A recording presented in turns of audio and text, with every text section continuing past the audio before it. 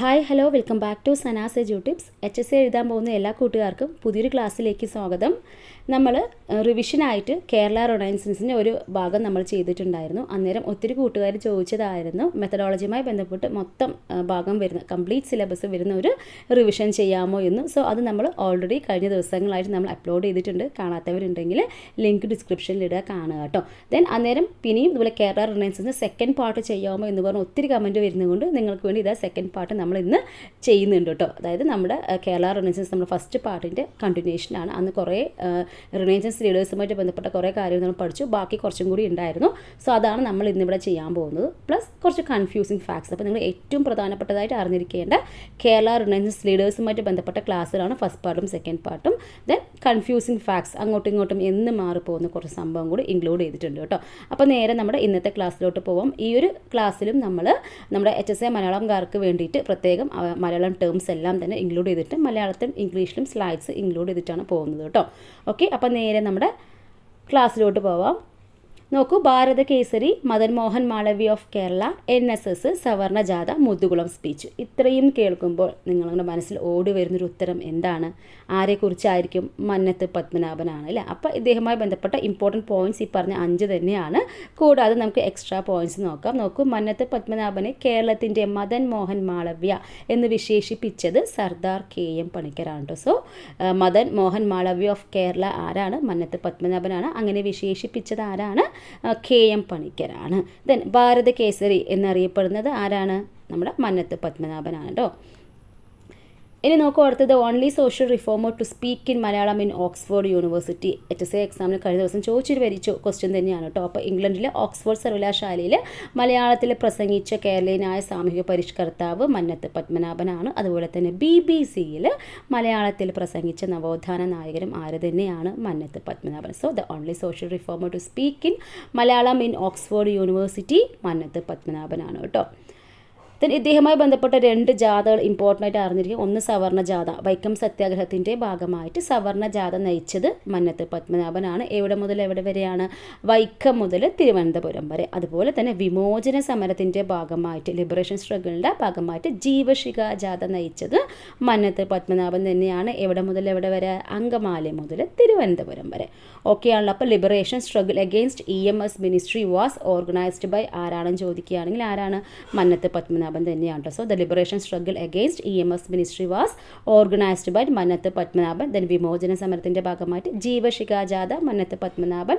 സവർണ ജാഥ, അത് വൈക്കം സത്യാഗ്രഹത്തിൻ്റെ ഭാഗമായിട്ട് സവർണ ജാഥ നയിച്ചത് മന്നത്ത് പത്മനാഭനാണ്. വൈക്കം മുതൽ തിരുവനന്തപുരം വരെ. ക്ലിയർ ആയല്ലോ.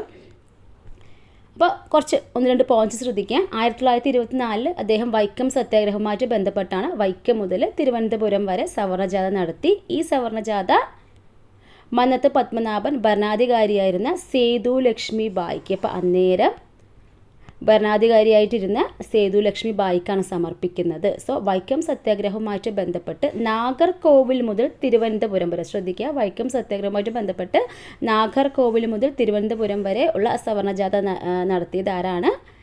ME നായിഡുവാണ്. അതും ഒന്ന് ഓർത്ത് വെച്ചേക്കുക, കണക്ട് ചെയ്തിട്ട്. ദെൻ സവർണ ജാഥ നടത്താൻ വേണ്ടി മന്നത്ത് പത്മനാഭന് നിർദ്ദേശം നൽകിയത് ഗാന്ധിജി ആയിരുന്നു കേട്ടോ. ഇനി അടുത്ത് നമ്മുടെ NSS. മന്നത്ത് പത്മനാഭൻ്റെ പ്രവർത്തന ഫലമായിട്ട് രൂപം കൊണ്ട സംഘടനയാണ് നായർ സർവീസ് സൊസൈറ്റി, NSS എന്ന് പറയുന്നത്. രൂപം കൊണ്ട വർഷം എപ്പോഴാണ്? 1914 ഒക്ടോബർ 31.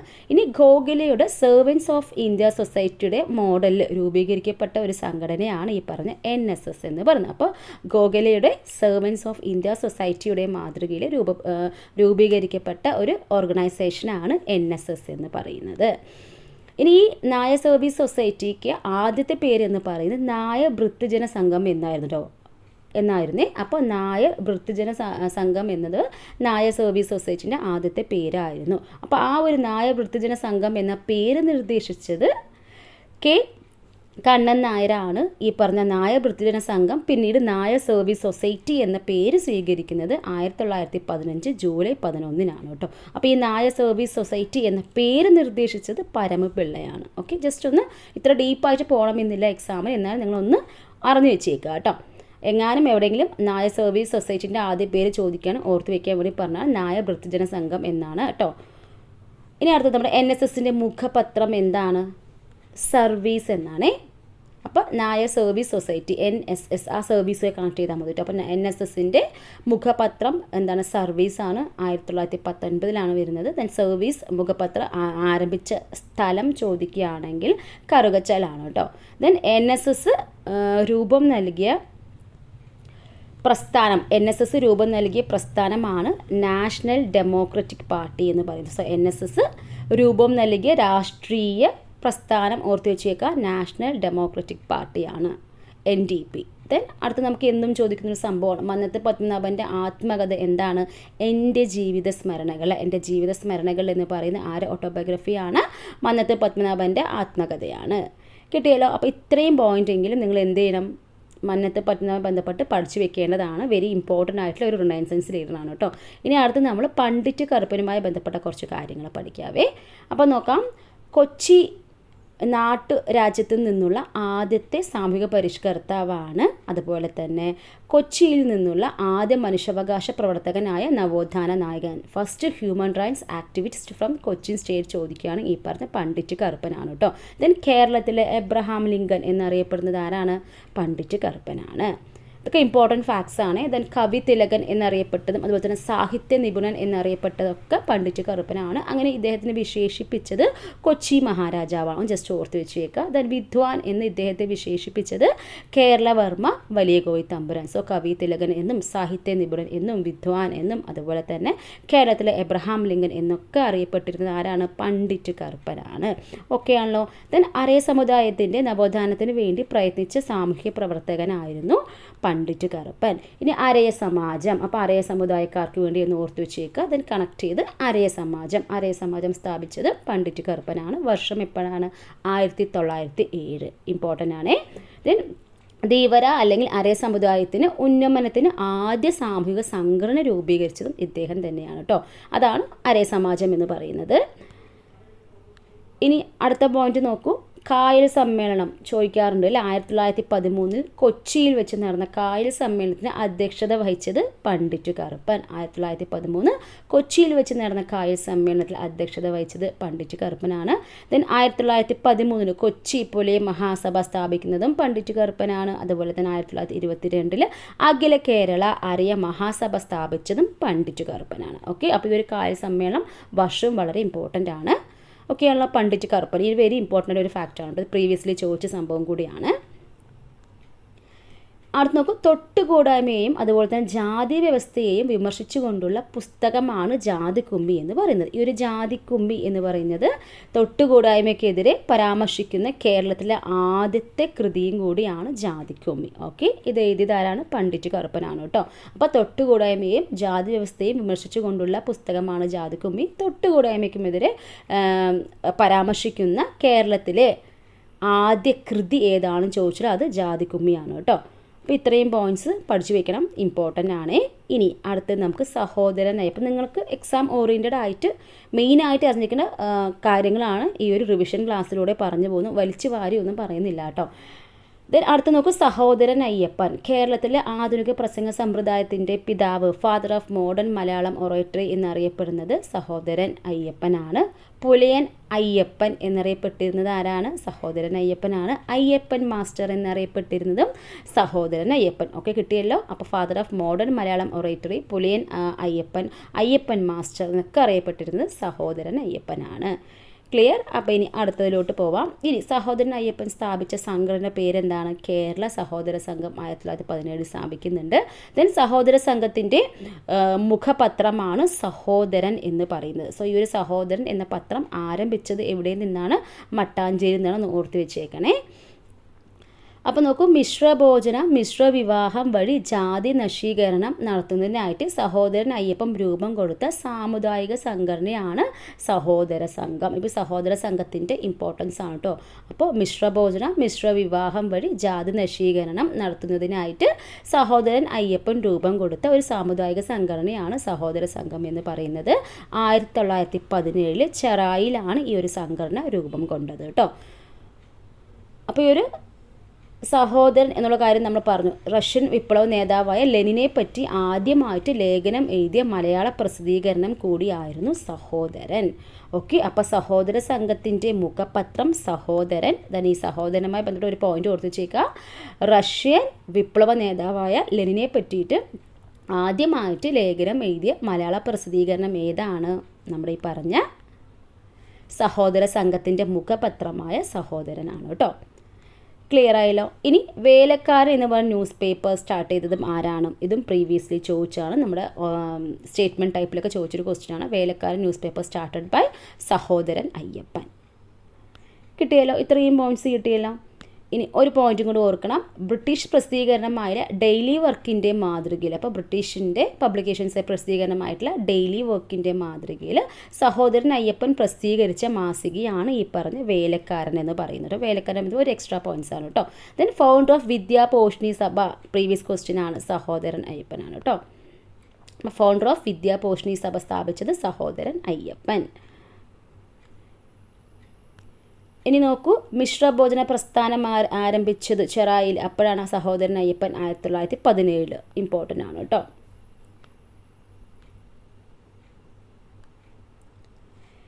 ഇനി അടുത്തൊരു പോയിന്റും കൂടി ശ്രദ്ധിക്കുക. The political party established by Sahodaran Ayyappan. Sahodaran Ayyappan 1938 സ്ഥാപിച്ച രാഷ്ട്രീയ പാർട്ടിയുടെ പേരാണ് സോഷ്യലിസ്റ്റ് പാർട്ടി എന്നുള്ളത് കേട്ടോ. അപ്പോൾ the political party established by Sahodaran Ayyappan. Sahodaran Ayyappan 1938 സ്ഥാപിച്ച ഒരു രാഷ്ട്രീയ പാർട്ടീൻ്റെ പേര് ഓർത്ത് വെച്ചേക്കുക, സോഷ്യലിസ്റ്റ് പാർട്ടി എന്നാണ്.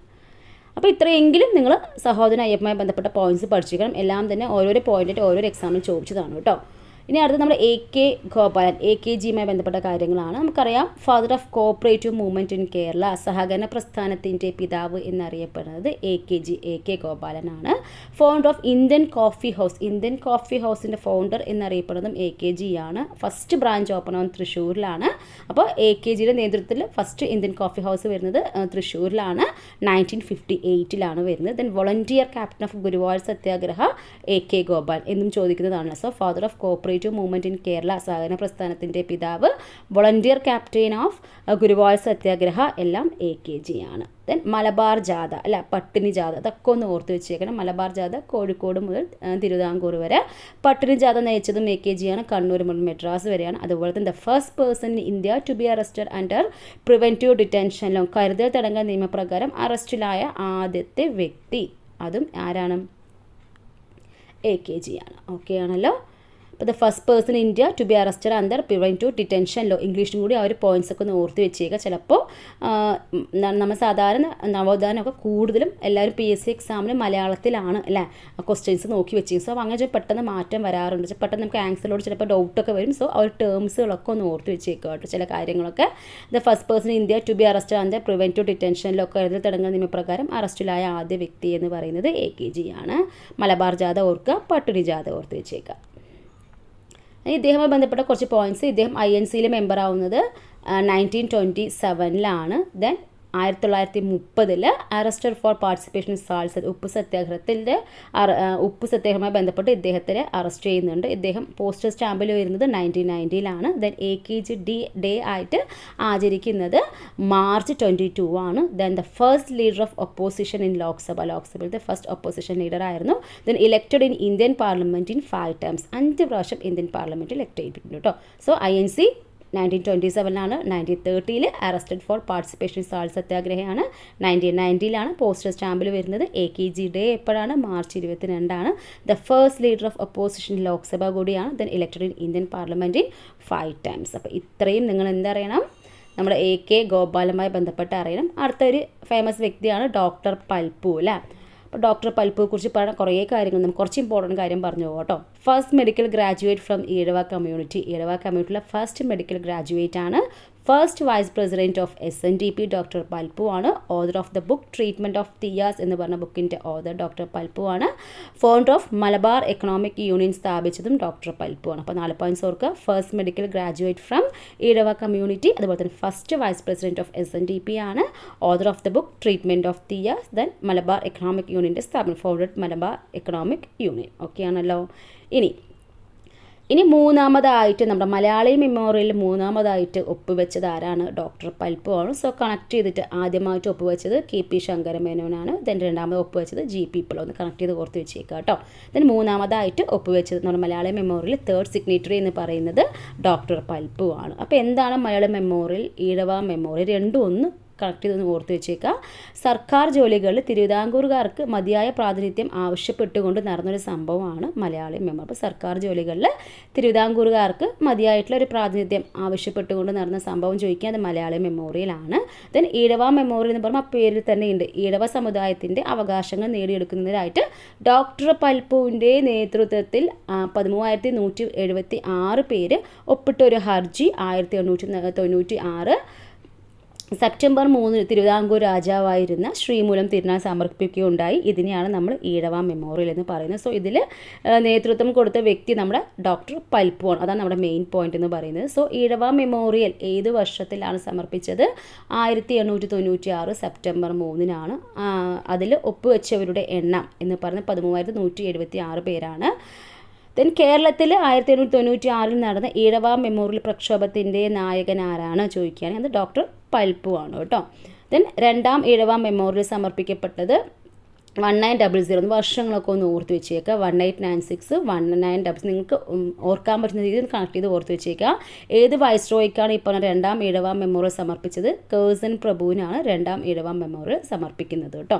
അപ്പോൾ ഒന്ന് കണക്ട് ചെയ്ത് പറഞ്ഞു പോവാണ്. ഇനി നമ്മുടെ ഡോക്ടർ പൽപ്പുവുമായിട്ട് ബന്ധപ്പെട്ട 2 കോട്ട്സ് ഓർക്കുക. Doctor Palpu was called the silent revolutionary in India's history. അപ്പോൾ ഇതിന് മലയാളം നോക്കാം. ഇന്ത്യൻ ചരിത്രത്തിലെ നിശബ്ദനായ വിപ്ലവകാരി എന്ന് ഡോക്ടർ പൽപ്പുവിന് വിശേഷിപ്പിച്ചത് സരോജിനി നായിഡു ആണ്. Silent revolutionary in India's history, നിശബ്ദനായ ഇന്ത്യൻ ചരിത്രത്തിലെ നിശബ്ദനായ വിപ്ലവകാരി എന്ന് ഡോക്ടർ പൽപ്പുവിന് വിശേഷിപ്പിച്ചത് സരോജിനി നായിഡു ആണ്. Then doctor Palpu was called political father of Ezhavas. Doctor പൽപ്പുവിന് ഈഴവരുടെ രാഷ്ട്രീയ പിതാവ് എന്ന് വിശേഷിപ്പിച്ചത് റിറ്റി ലൂക്കസ് ആണ് കേട്ടോ. അപ്പോൾ പൽപ്പുവുമായി ബന്ധപ്പെട്ട 2 കാര്യങ്ങളാണ്. അപ്പോൾ ഈ ഒരു ഇംഗ്ലീഷിലുള്ള കാര്യം ഒന്ന് പ്രത്യേകം ഒന്ന് ഓർത്ത് വെച്ചേക്കുക. കാരണം മലയാളത്തിൽ നിങ്ങൾ പെട്ടെന്ന് നിങ്ങൾ കിട്ടുമായിരിക്കും. ഇംഗ്ലീഷിലാകുമ്പോൾ മേ ബി കുറച്ച് പേർക്കെങ്കിലും ഒരു ഡൗട്ട് അടിക്കും. അതുകൊണ്ടാണ് ഈ ഒരു ടേംസ് ഞാൻ 2ലും കൂടി ഇൻക്ലൂഡ് ചെയ്തത് കേട്ടോ. 2ലും കൂടി ആ ഒരു ഡയലോഗ്സെല്ലാം കറക്റ്റായിട്ട് പറഞ്ഞു പോകുന്നത്. ഇനി നോക്കൂ, important point. Greater Ezhava association was founded by doctor Palpu ആണ്. ഫൗണ്ടർ ഓഫ് ട്രാവൻകൂർ ഈഴവ സഭ ഡോക്ടർ പൽപ്പു. കിട്ടിയല്ലോ. അപ്പോൾ ഗ്രേറ്റർ ഈഴവ അസോസിയേഷൻ ചോദിക്കാൻ doctor Palpu, founder of Travancore Ezhava സഭ ഡോക്ടർ പൽപ്പു. ഇനി കഴിഞ്ഞു കേട്ടോ. ഇനി അടുത്ത് നമ്മൾ കൺഫ്യൂസിങ് ഫാക്ട്സിലോട്ട് പോവുകയാണ്. എന്നും അങ്ങോട്ടും ഇങ്ങോട്ടും മാറിപ്പോകുന്ന കുറച്ച് സംഭവങ്ങൾ, കൺഫ്യൂസ്ഡ് ആയിട്ടുള്ള കുറച്ച് കാര്യം നമുക്ക് വേഗം ഒന്ന് പഠിച്ചു പോകാം.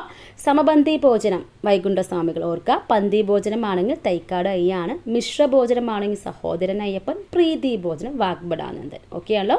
സമപന്തി ഭോജനം മാറിപ്പോരുത്. സമപന്തി ഭോജനം വൈകുണ്ഠസ്വാമികളുടെയാണ്. പന്തി ഭോജനം തൈക്കാട് അയ്യയുടെയാണ്. മിശ്ര ഭോജനം ചോദിക്കുകയാണ് സഹോദരൻ അയ്യപ്പൻ. പ്രീതി ഭോജനമാണെങ്കിൽ വാഗ്ബടാനന്ദൻ. കിട്ടിയല്ലോ.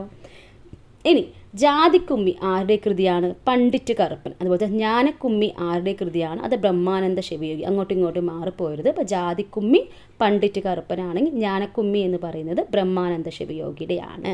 ഇനി മുതുകുളം സ്പീച്ചും കോഴഞ്ചേരി സ്പീച്ചും അല്ല. മുതുകുളം സ്പീച്ച് നമ്മൾ പറഞ്ഞു മന്നത്ത് പത്മനാഭൻ്റെ ആണ്.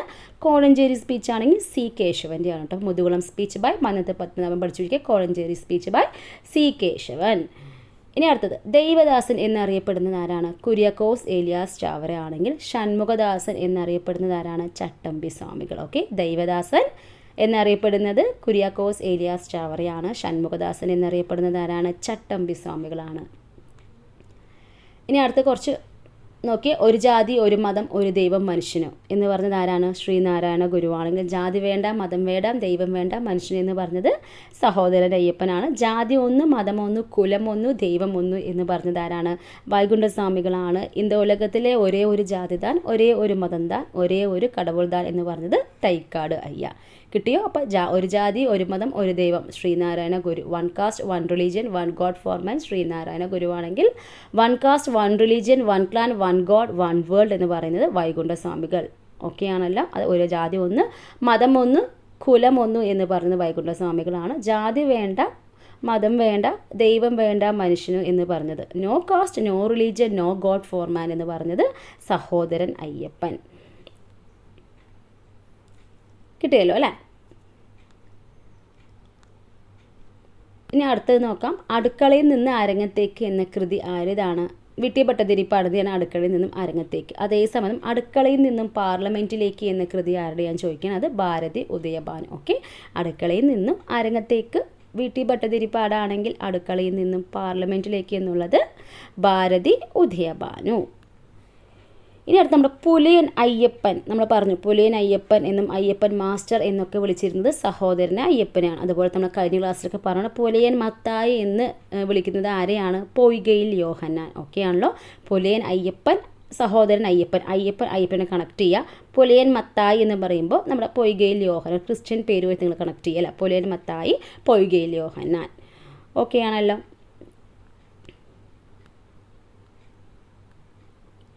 ഇനി അടുത്തത് അങ്ങോട്ടും ഇങ്ങോട്ടും മാറിപ്പോകുന്നൊരു സംഭവം തന്നെ എന്നും ക്ലാസ്സിൽ 1-2 പ്രാവശ്യം പറഞ്ഞത് കൂടിയാണ്.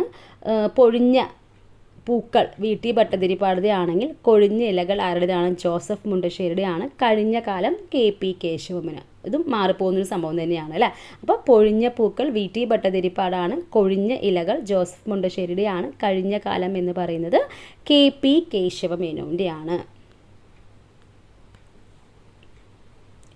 ഇനി നോക്കൂ, കേരള ഗാന്ധി നമ്മൾ പറഞ്ഞു കെ കേളപ്പനാണെങ്കിൽ പൊന്നാനി ഗാന്ധി എന്ന് പറയുന്നത് കെ.വി. രാമൻ മേനോനാണ്. ദെൻ മയ്യഴി ഗാന്ധി ആരാണ്? I.K. കുമാരൻ മാസ്റ്ററാണ്. കേരള സുഭാഷ് ചന്ദ്രബോസ് എന്നറിയപ്പെടുന്നത് അബ്ദുറഹ്മാൻ സാഹിബാണ്. കേരള ലിങ്കൻ എന്ന് പറയുന്നത് പണ്ഡിറ്റ് K.P. കറുപ്പനാണ്. കേരളത്തിലെ മദൻ മോഹൻ മാളവ്യ എന്ന് പറയുന്നത് മന്നത്ത് പത്മനാഭനാണ്. അപ്പോൾ കേരള ഗാന്ധി കെ കേളപ്പൻ, കേരള മദൻ മോഹൻ മാളവ്യ മന്നത്ത് പത്മനാഭൻ, മയ്യഴി ഗാന്ധി I.K. കുമാരൻ മാസ്റ്ററാണ്. കേരള സുഭാഷ് ചന്ദ്രബോസ് അബ്ദുറഹ്മാൻ സാഹിബാണ്. Then Kerala Lincoln Pandit K.P. കറുപ്പനാണ്. Okay, Kerala Lincoln Pandit K.P. Karuppan. ഇത്രയും പഠിച്ചല്ലോ. അപ്പോൾ ഇത്രയൊക്കെ തന്നെ ഉള്ളൂ. അപ്പോൾ ഒരുപാടൊന്നും ഇനിയിപ്പോൾ എക്സാമൊക്കെ ഏകദേശം അടുത്തെത്താറായി. അപ്പോൾ ആകെ മൊത്തം ഒന്ന് പഠിച്ച് കൺഫ്യൂസ്ഡ് ആവണ്ട. ഇങ്ങനെ ഇമ്പോർട്ടൻറ്റ് പോയിൻറ്റ്സ് ഒക്കെ രീതിയിൽ അങ്ങനെ കടന്നു പോകുക കേട്ടോ. അപ്പോൾ ഇനിയുള്ള ദിവസം മാക്സിമം നന്നായിട്ട് പഠിച്ച കാര്യങ്ങൾ റിവൈസ് ചെയ്യുക. നന്നായിട്ട് ഒരു കോൺഫിഡൻറ്റോട് കൂടി തന്നെ മുന്നോട്ട് പോകാം കേട്ടോ. അപ്പോൾ നമ്മൾ ഇനി അടുത്ത എന്തെങ്കിലും ഒരു മാരത്തോണുമായിട്ട് വരുന്നതായിരിക്കും തീർച്ചയായിട്ടും കേട്ടോ. അപ്പോൾ ഇനിയിപ്പോൾ അടുത്ത് നമുക്ക് കോൺസ്റ്റിറ്റ്യൂഷൻ ചെയ്യണമെന്ന് വിചാരിക്കുന്നുണ്ട്. അപ്പോൾ എത്ര പേർക്ക് നമ്മുടെ മാരത്തോൺ സെഷൻ കോൺസ്റ്റിറ്റ്യൂഷൻ വേണം എന്നുള്ളൊരു കമൻറ്റ് ചെയ്യുക കേട്ടോ. ദെൻ HSAയുടെ നമ്മുടെ മെത്തഡോളജി പാർട്ടിൻ്റെ മൊത്തം റിവിഷൻ നമ്മൾ ചെയ്ത് കഴിഞ്ഞു, ടോപ്പിക് വൈസ് ആയിട്ടുള്ള എല്ലാം. ഇനി അതിൻ്റെ ക്വസ്റ്റ്യൻസ് ആയിട്ടും കൂടി ഞാൻ ചെയ്യണമെന്ന് വിചാരിക്കുന്നുണ്ട്. അപ്പോൾ അത് വേണോ എന്നുള്ള കാര്യം നിങ്ങൾ അതും കൂടി ഒന്ന് കമൻറ്റ് ചെയ്യുക കേട്ടോ. അപ്പോൾ ക്ലാസ് ഇഷ്ടപ്പെട്ടാൽ ഒന്ന് ലൈക്ക് ചെയ്യാനും ഷെയർ ചെയ്യാനൊന്ന് മാർക്ക് ചെയ്ത് നിങ്ങൾക്ക് യൂസ്ഫുൾ ആണ് തീർച്ചയായിട്ടും കമൻറ്റ് ചെയ്താൽ യൂസ്ഫുൾ ആണെന്ന് പറയുക. ദെൻ കൂട്ടുകാർക്കും ഷെയർ ചെയ്ത് സപ്പോർട്ട് ചെയ്യുക. Keep watching. താങ്ക്